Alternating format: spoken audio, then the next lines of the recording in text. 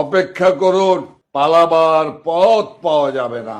আরে আহম্মকেরা, হাজার বছরের যে পরাধীন বাঙালি জাতিকে বঙ্গবন্ধু মুজিব স্বাধীন করেছিলেন, সেই স্বাধীনতা আজ আমার কোথায়? আমার স্বাধীনতা কোথায়? আওয়ামী লীগকে নিধন আইয়ুব খান 58 সালে করতে পারেনি, নিষিদ্ধ করেছিল। এই আওয়ামী লীগকে 25 মার্চ দিনগত রাতে যখন বঙ্গবন্ধু শেখ মুজিবুর রহমান স্বাধীনতার চূড়ান্ত ঘোষণা দিয়েছিলেন, 26 মার্চ জেনারেল ইয়াহিয়া খান আওয়ামী লীগকে নিষিদ্ধ করেছিল। আর সেই আওয়ামী লীগ বাঙালি জাতিকে একটি স্বাধীন সার্বভৌম রাষ্ট্র উপহার দিয়েছিল।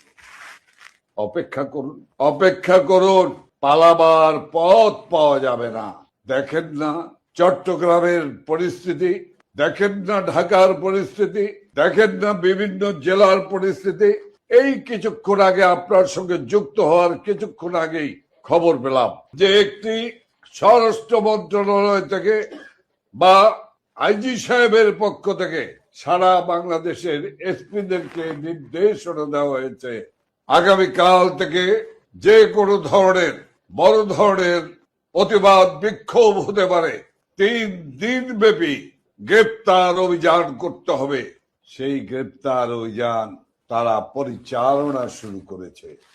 কি চান? পরিষ্কার করুন, কি চান আপনারা?